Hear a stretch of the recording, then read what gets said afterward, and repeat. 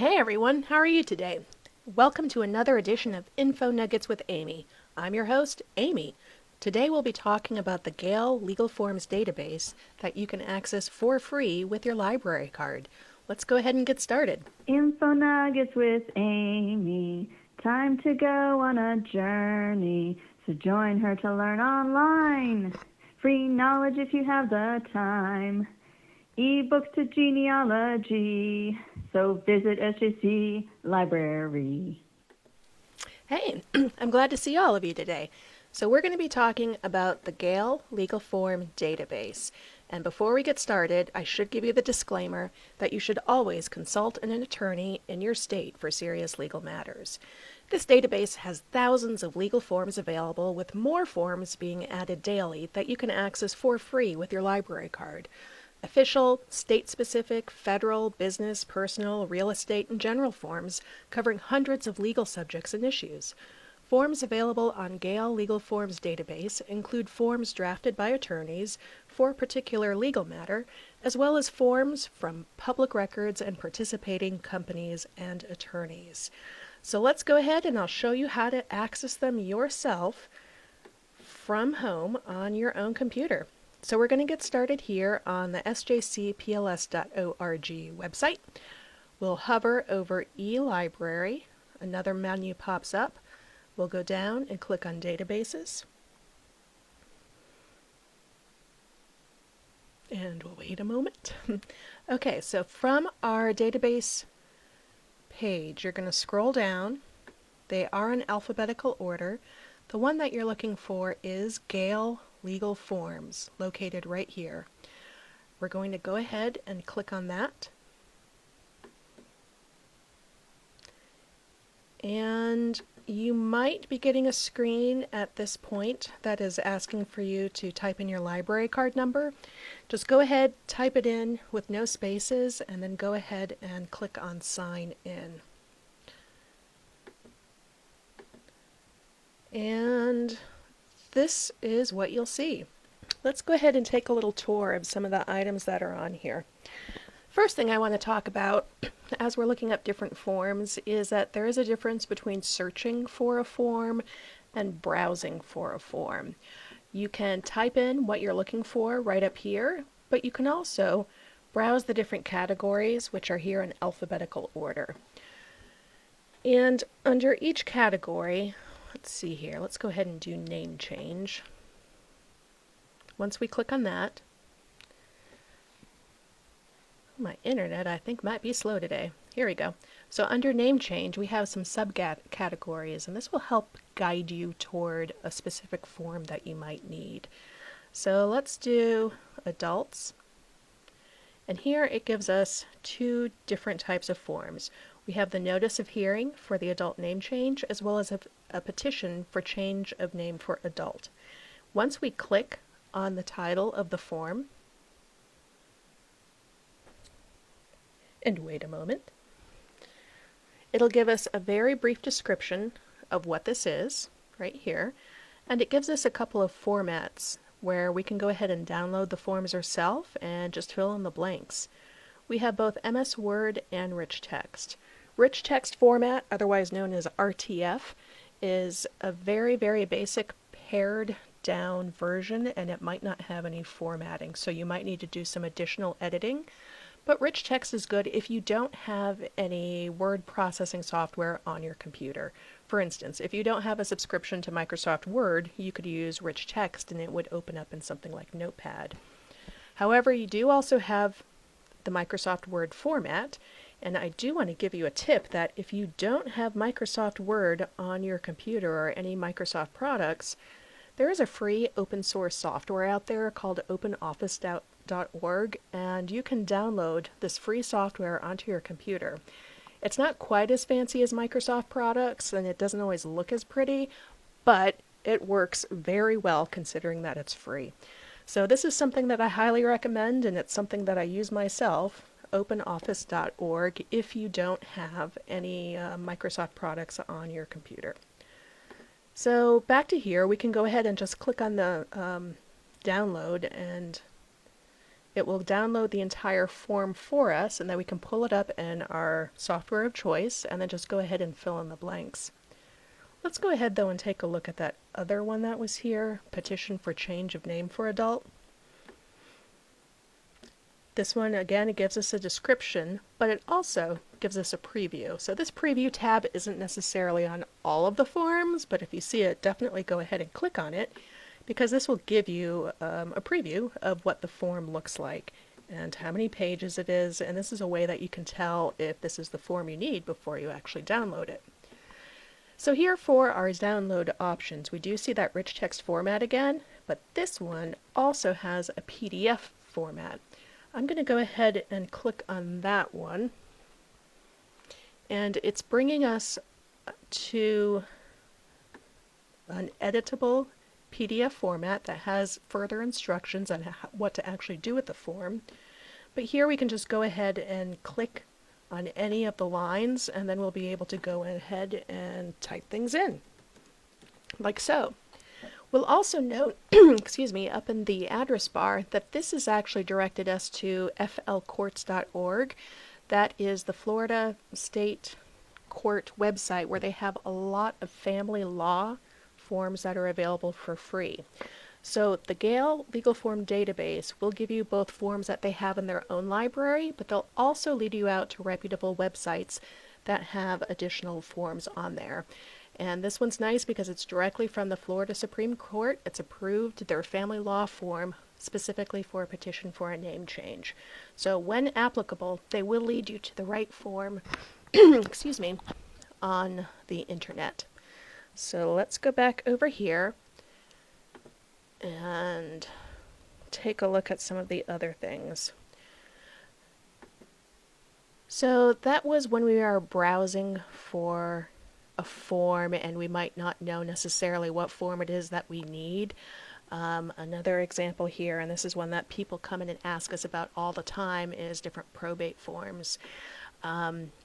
So with a lot of legal matters, there are some very specific phrases and definitions for things, and if you're just the average person, you might not know exactly what those are.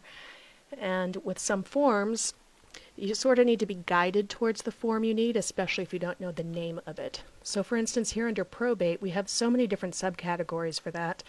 But let's go ahead and click on executors and see what types of things we have here. And here we just have one basic form that they've advised for this category under executors. Let me find one that has a better example of multiple forms. So let's go ahead and take a look at affidavits. So here we have some other forms related to probate under the affidavits. Another one or category that we get a lot of requests about is quitclaim deeds. I'm going to show you a tip for that. So say I'm just typing in quitclaim in my search box and I want to see what they have. And only one result is coming up. Just says quitclaim deed. This might be the one that I want. I can go ahead and click on it, take a look. I think this one had a preview. And indeed, so everything looks good here. But if you don't know exactly what the spelling is for something, you might not be getting all of the results that you need. So this was when I typed it in myself, quitclaim. This is the one that came up. It would be easy for me to assume that this is the right one. But if you do that, I do want you to take a look at the categories that are above it. So for instance, this is real estate deeds. And notice quitclaims is one word instead of the two words that I typed in. So let's click on that subject heading where it will bring up everything in that category. And all of a sudden, we've got 92 forms here related to quitclaims. So that's a lot more than what came up under my initial search results. So I highly advise clicking on that subject category, just in case sometimes you might have spelled something wrong, or there might be some other ones that just weren't initially coming up. And here we have all 92 forms, and you'll see they are extremely specific. So for instance, we've got a quitclaim deed for a husband and wife to 4 individuals, to 3 individuals, another one for 3 individuals, or to 1 individual. So they can get very specific depending on your situation. And it's worth scrolling through and looking at all of them. to see which one might fit what your particular situation is. Let's also take a look at some of our bigger categories that we have over here on the left. Under most popular legal form searches, they've grouped the major categories together. For instance, divorce, wills and estates, real estate, bankruptcy, landlord-tenant. That's another one that we get a lot of requests for. And here you'll see there's some 593 different forms that are available to you.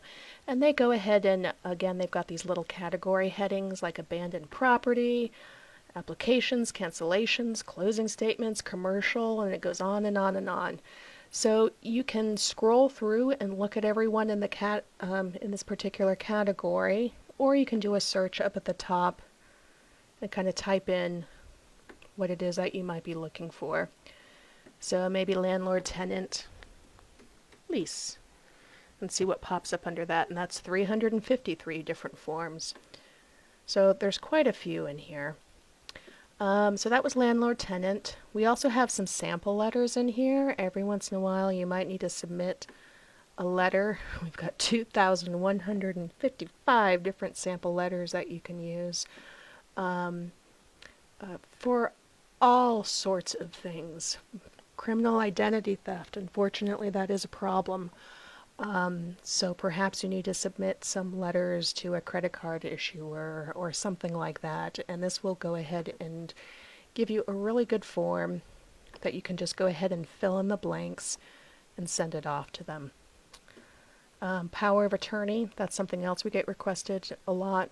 Name change, incorporation. So there's a whole bunch of good forms in here for small businesses. Or people who are starting up a small business, and it walks you through the process on some of these. Another great thing to know about, especially if you're unfamiliar with what it is exactly that you're looking for, over here under legal life articles over on the left, it has some major life events categorized. One of them is owning a business, and when we click on that, it will give us a really good description of the types of things that you might need to be thinking about when you are either creating or owning a business. So here it talks a little bit about business planning, and then it goes over the different principal types of business organizations, where they give you definitions for sole proprietorship, partnership, limited liability partnership, limited liability companies, and different corporations. And it kind of goes over what the differences are between all of them, and it gives you disadvantages and advantages to help you decide what might be a good one for you to choose. And all of these have the accompanying forms located within the database that you can just go ahead and download and use.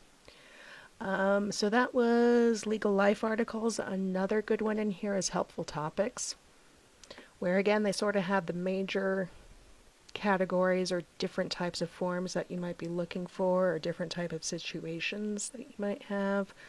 So let's again do the landlord-tenant one as an example, where it kind of gives you an overview of the subject and gives you the basics of it to help you have a better understanding of the kind of things that you might need to know more about.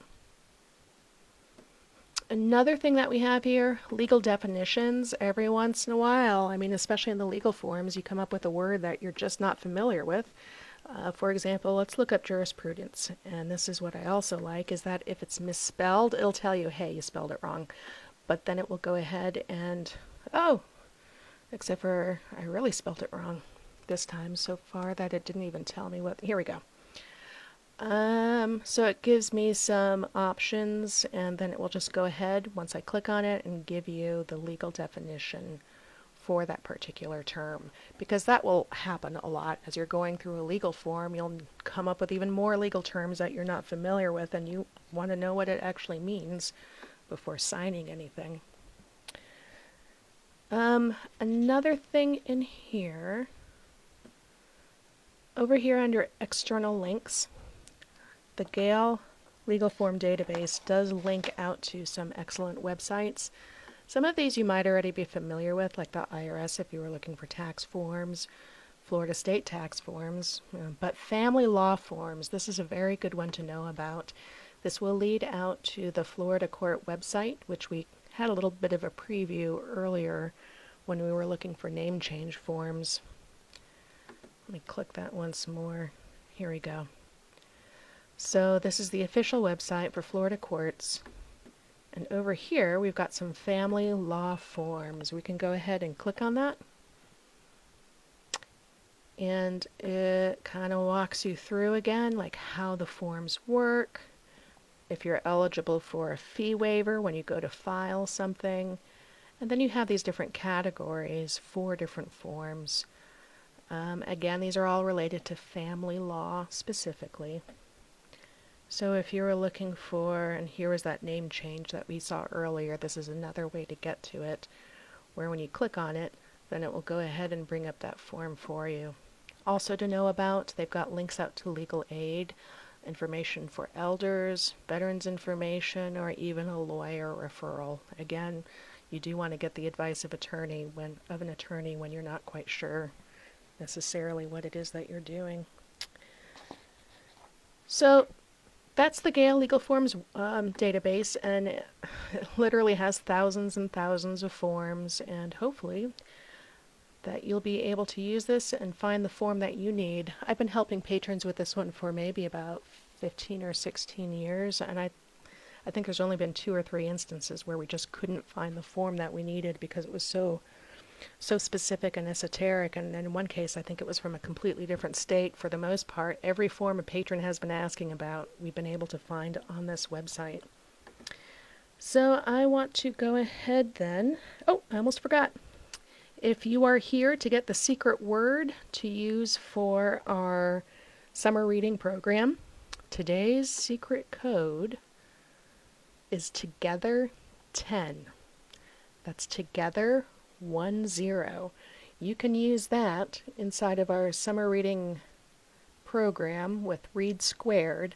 Enter that code in and you can get additional points that you can use to win prizes. So from our website, look for the summer reading box towards the bottom, click on that, and it'll tell you all about our summer reading program. Otherwise, I want to go ahead and thank you for joining me today. I always love talking about our databases. And if you ever have any questions, you can talk to us through Ask a Librarian on our website. So from our home website, you'll go ahead and click on, oh, I almost forgot where we're going to click. From our website, you will click on Explore, and there's an option to Ask a Librarian. And you can chat, email, or text a librarian and get some answers. So thank you all for joining me today. I have enjoyed this, and I hope you did too. Thanks.